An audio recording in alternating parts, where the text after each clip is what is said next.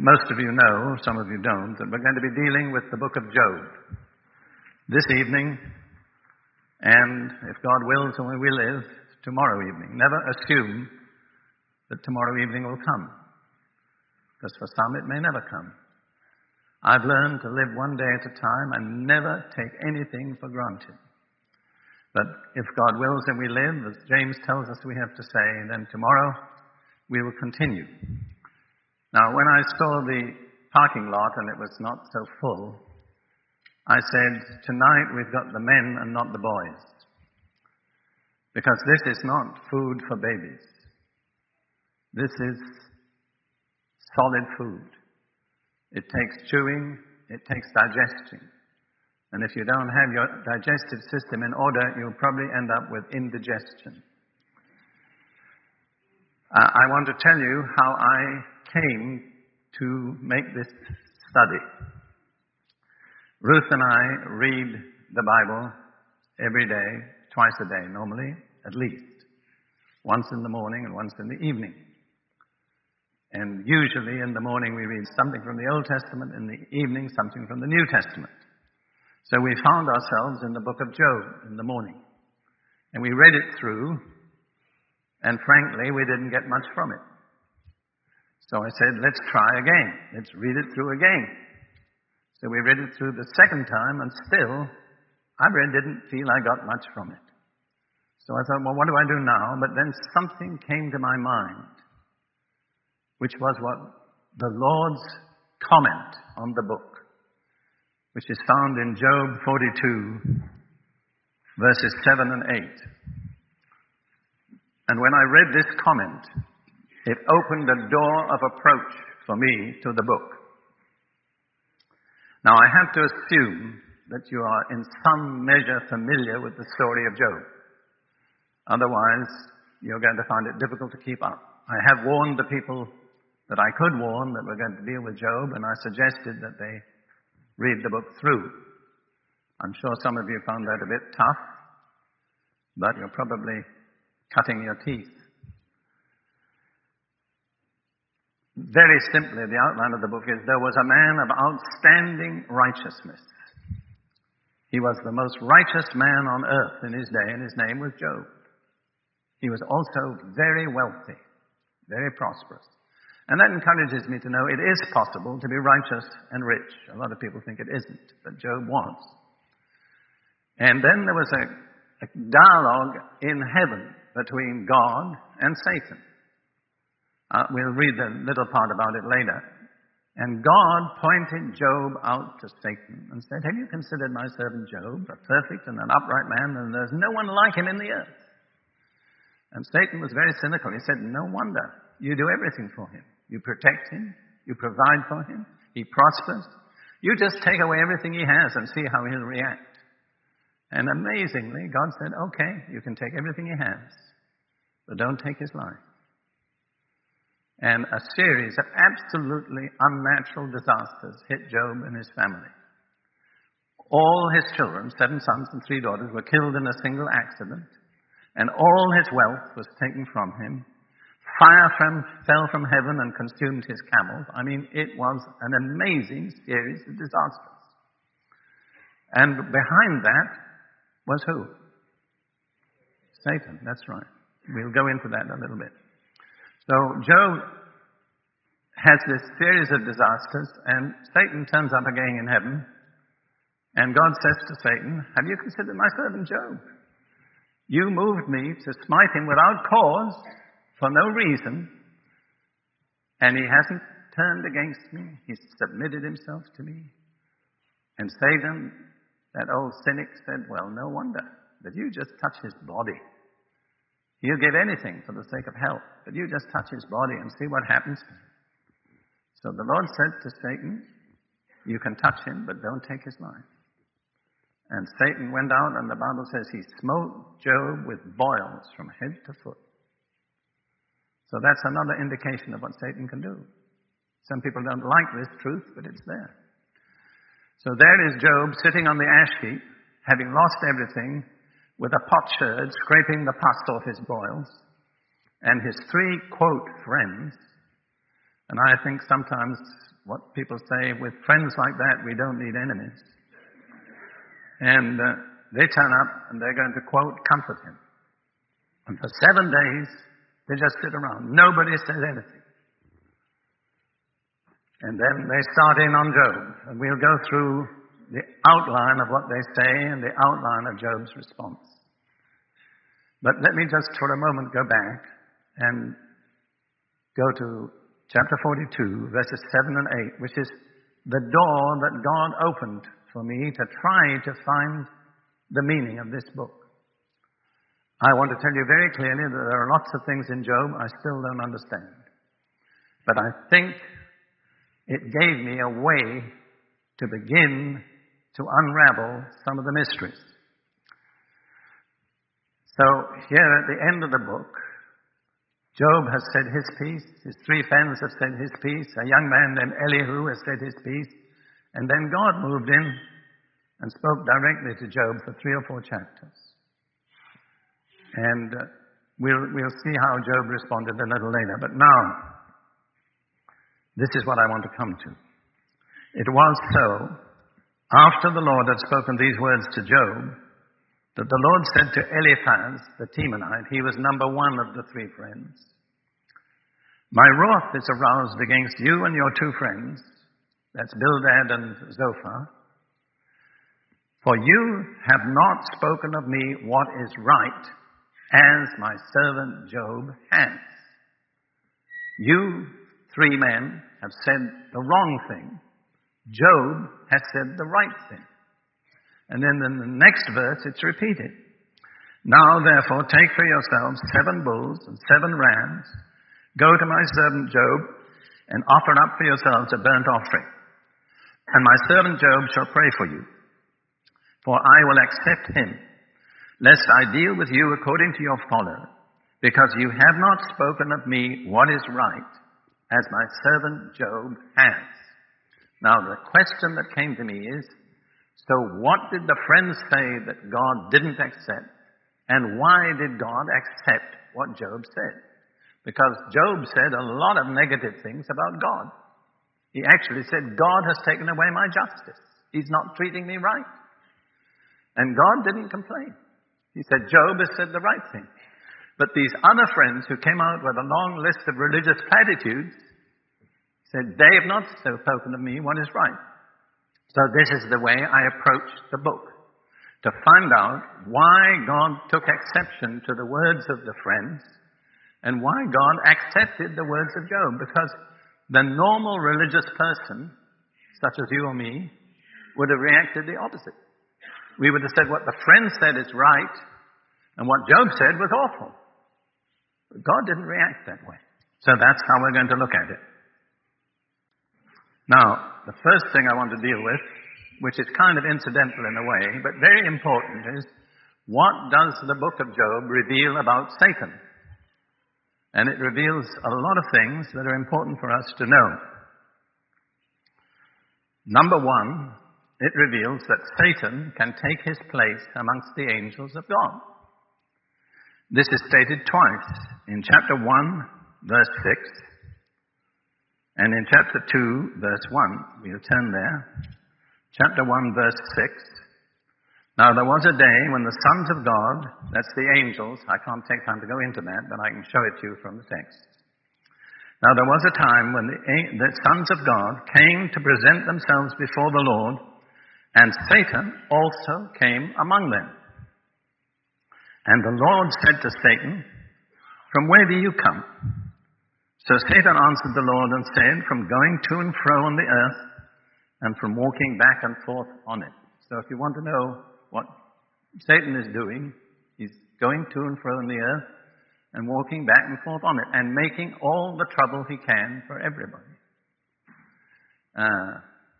First Peter says, our adversary the devil walks about like a roaring lion, seeking whom he may devour. You need to know that.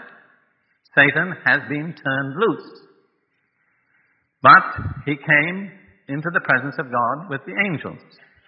And then in chapter 2, verse 1, it says, there was a day when the sons of God came to present themselves before the Lord, And Satan came also among them to present himself before the Lord.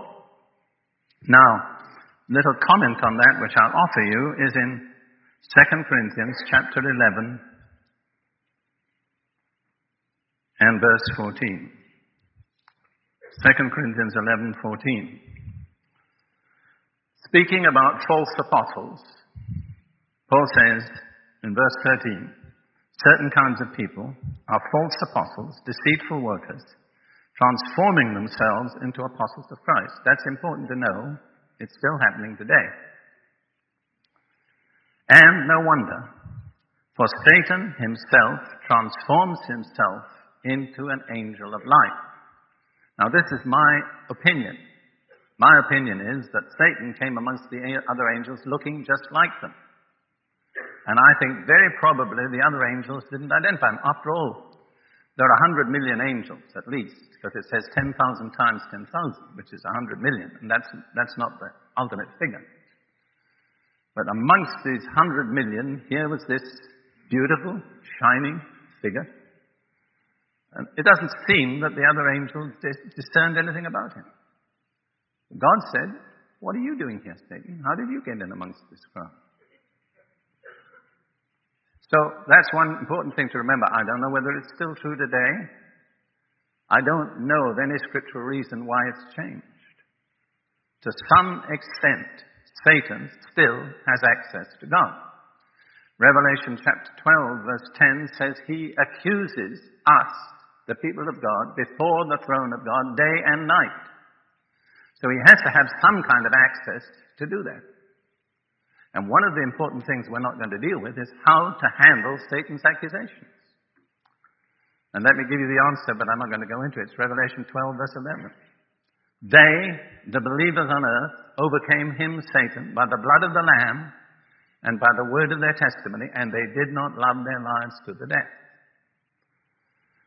It takes a certain kind of person to overcome Satan. Only committed people. Those who do not love their lives to the death. My definition of that is people for whom to do the will of God is more important than to stay alive. If you have to have the choice, you'll do the will of God and die for it rather than compromise and stay alive. Satan has no trouble with uncommitted Christians. The only kind of Christians that can trouble him are committed Christians, those who do not love their lives to the death. Lenin, I don't usually quote him, but he once said, in the days when people listened to him, communists are dead men on furlough. In other words, he meant, when you become a member of the Communist Party, that's your death sentence. You're going to die. Maybe in a jail, maybe in a gallows, maybe in a roadblock. You're going to die. Until you die, you're a dead man on furlough. I believe that, in a certain sense, should be true of Christians. Christians are dead men on furlough. We haven't died yet, but we can anticipate a sentence of death. Now, I personally believe that in the next few years, this is going to become very relevant here in the United States. So, you better get at the loins of your mind and be ready. And I hope that this study will help you to be ready. So that's point number one. Satan has some kind of access to the presence of God. And he can disguise himself as an angel of light. And there have been a number of examples in recent decades of people being deceived by beings who appeared as angels of light but were actually messengers of error. All right, point number 2 is that God took the initiative and pointed Job out. If you look in chapter 1, verse 8, then the Lord said to Satan, "Have you considered my servant Job, that there is none like him on the earth, a blameless and upright man, one who fears God and shuns evil?" Now, you might feel honored if God would say that about you. But bear in mind that a lot goes with it. Because when the Lord pointed Job out to Satan, he made him Satan's number one target. So, don't be in a hurry to apply. Be sure you can take what goes with it. God has spoken to me personally. Be very careful about praising people, because you create problems for them in two ways. Number one, you tend to get them with an inflated ego. And number two, you, as it were, make them lightning conductors for Satan's lightning. But what I want to point out to you now is that God took the initiative. It wasn't Satan who said, that man Job. It was God said, have you considered my servant Job? And I think I have to say, reverently, God was proud of Job. Is that acceptable? So, why don't we ask ourselves, is God proud of you and me? Is there anything in our lives to make God proud? The third point about Satan is, in relationship to God's people, Satan can only go as far as God permits. So let's look at some examples of that. Chapter 1, verse 12. The Lord said to Satan, behold, all that Job has is in your power. Only do not lay a hand on his person. You can take all his property, but don't touch him. And Satan could not go 1 inch further than God permitted. Well, then Satan came back with this answer, well, that's all right, but he's still got his body intact. So in chapter 2, and verse 6, the Lord said to Satan, behold, he is in your hand, but spare his life. You can do anything to his body, but you can't kill him. And in a few days, Satan came out with boils all over, from the crown of his head to the soles of his feet. Now, boils are very painful. They're also very humiliating. Who caused the boils? Satan. So he has power, but he can go no further than God permits. Now, this has got an application, and it's this. If we are in some kind of spiritual struggle, and we feel that Satan is oppressing us, and I frankly find myself in that situation pretty often, it's legitimate to resist Satan. The Bible says resist him and he'll flee from you. But if you go on resisting him and he doesn't flee, then the wise thing to do is stop and say, God, what are you trying to teach me? Because until you learn the lesson, God won't call Satan off. That's very, very important. Don't go on bombarding God with prayers that get you nowhere. Stop praying and ask God to teach you what he has for you to learn. Remember, Satan couldn't do it if God didn't permit him. Now, within those limits, this passage reveals Satan has certain areas of power, which are important. He has power, to some extent, over human agents. He stirred up the Sabaeans and he stirred up the Chaldeans to raid all Job's flocks. They came because Satan stirred them up. I think it's not difficult for us to believe, most of us, that Satan still can stir people up, make them enemies. Secondly, and this is more perhaps surprising, Satan has a measure of power over the elements. Listen to what he can do. In chapter 1, verse 16, it says, the fire of God fell from heaven and burned up the sheep and the servants and consumed them, etc. Who was responsible for that fire that fell from heaven? Tell me. Satan, that's right. And remember, in the book of Revelation, it affirms again that there will be a false prophet, a servant of Satan, who will be able to call down fire from heaven. You better adjust your thinking. See, one problem with many charismatics is we automatically assume that if somebody can do something supernatural, he represents God. That is not necessarily true. And you are a candidate for deception if you accept any supernatural manifestation as automatically coming from God. That's very, very important. Thirdly, also with regard to the elements, in verse 19, it says, "Suddenly a great wind came from across the wilderness and struck the four corners of the house, and it fell on the young men, and they are dead." All Job's children perished in one abnormal climatic experience. A wind came and struck the four corners of the house. And I tell people, whenever a wind strikes all four corners of your house at once, you may know it's from Satan. And they were all killed. Satan had that power. He could control the fire from heaven. He could control the winds, up to a point that God set. He also had power to inflict sickness. Because in the next chapter it says, when God gave him permission to attack Job's body, he went out and smote him with boils from the crown of his head to the soles of his feet. Not all sickness is from Satan, but some sickness is directly from Satan. And sometimes, if you can deal with the satanic element in a sickness, there will be immediate healing. The final fact that I want to point out about Satan is that he attacks the character of God's servants. He is a cynic. He can always find some way to question the integrity of God's servants. And so you find him saying in chapter 1, verses 9 to 11, "Does Job fear God for nothing?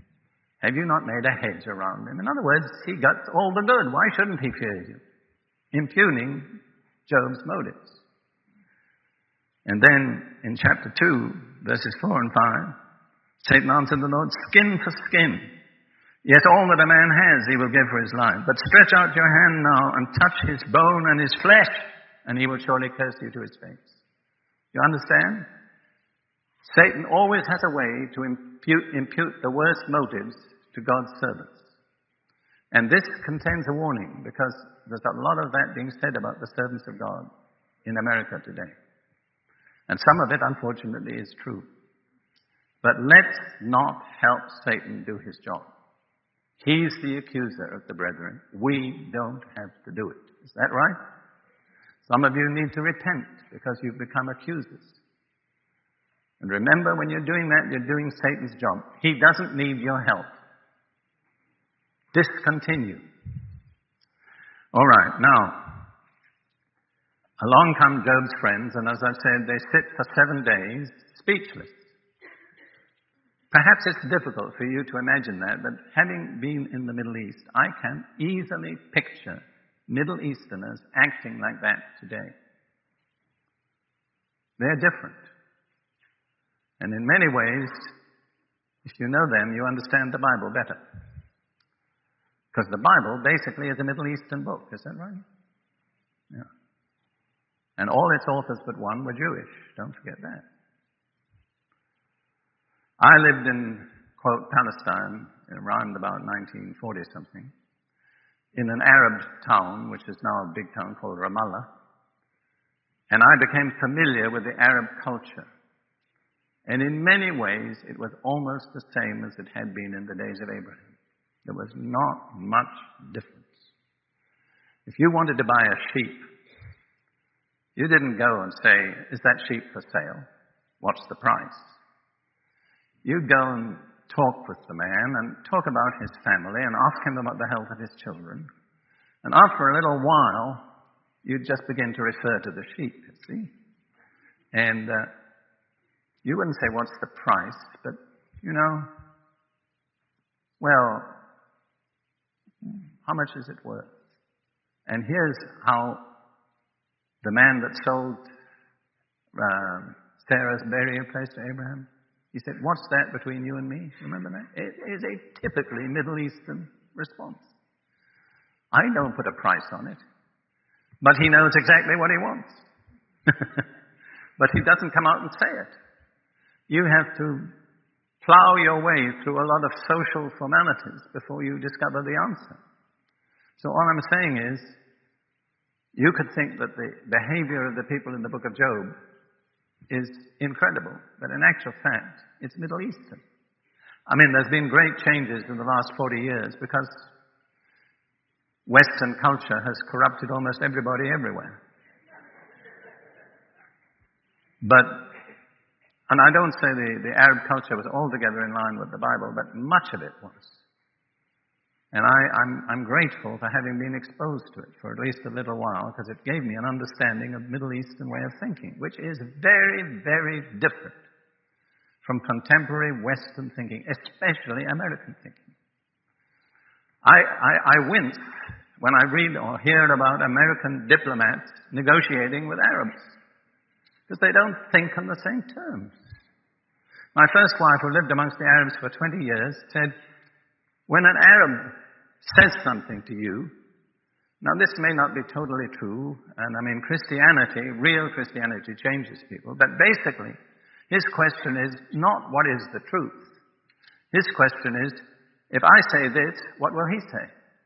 In other words, what can I say to get him to say what I want him to say? And that is precisely the way negotiation has been carried on in the Middle East. And the poor American diplomats have ended up bemused. And let me tell you, basically, the Arab rulers haven't changed one thing as a result of all the negotiation. They still have the same purpose, and they'll stick to it.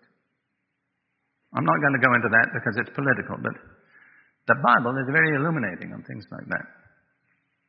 Now, along come Job's friends, and they are men of words. I think in Ramallah, we had an Arab maid whose name was Jamila. She was basically a faithful person. She was a little difficult to deal with. She never learned to read or write. And she was, in some ways, she knew how to manipulate, let me say that. And she had her own way of getting what she wanted. But bless her heart, she's with the Lord now. She was very, very faithful in the basics. She would lay down her life for the little children, absolutely.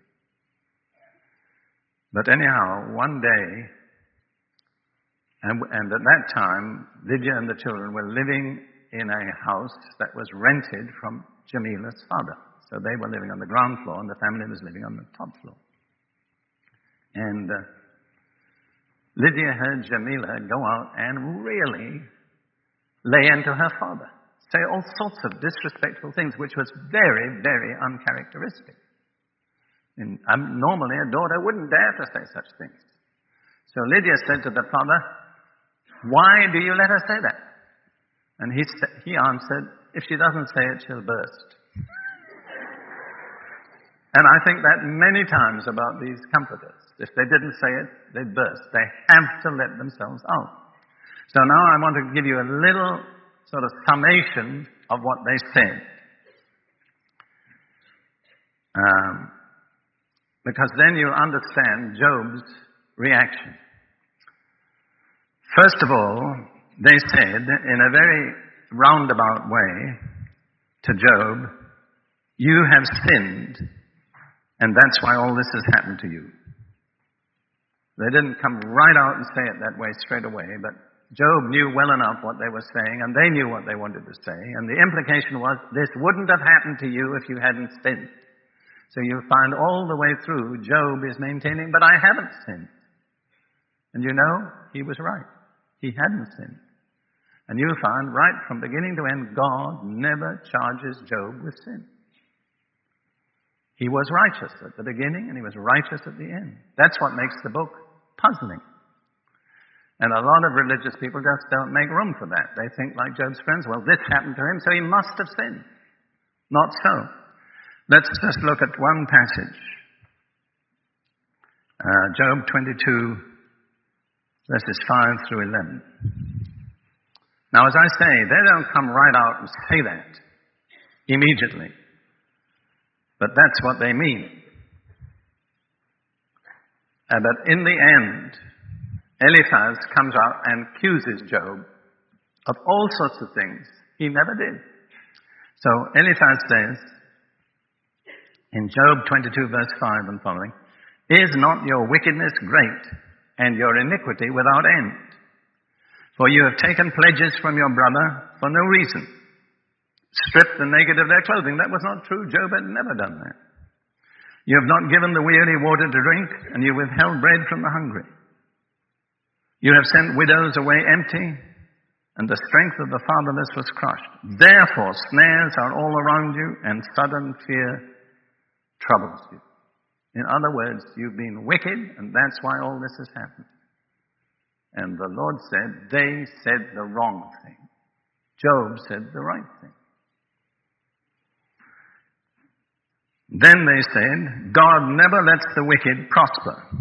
Is that true? Some people will imply that it is. I was interested about Jim Baker. All of you know who Jim Baker was or is. Recently, he published a statement that he'd been entirely wrong in his doctrine. You read that? He said, prosperity doesn't necessarily indicate righteousness. He said criminals prosper. Movie stars prosper. He said, I had a totally wrong sense of values. It's wonderful that God brought him to that place. Chapter 4, verses 7 through 9. "Remember now," they're saying to him, "whoever perished being innocent, or where were the upright ever cut off? Even as I have seen, those who plow iniquity and sow trouble reap the same. By the blast of God they perish, and by the breath of his anger they are consumed." In other words, if you've sown evil, you'll be cut off. But that isn't true. And Job is very careful to point that out emphatically. But it's really an issue that you and I have to face today. Does God always judge the wicked? Job says no. I notice a kind of silence comes. I think some of you probably never really faced that issue. Does God let the wicked get away with it? The answer is yes, he does. Not always, but sometimes. And then they said to Job, "If you would acknowledge and repent, everything would go right with you." Now, it's easy for religious people to say that, isn't it? You see, what they gave him, Job, was a lot of religious talk. And God didn't accept it. Job 8, verses 3 and 7. 3 to 7. "Does God subvert judgment? Or does the Almighty pervert justice? If your sons have sinned against him, he has cast them away for their transgression." There's no record that Job's sons had sinned.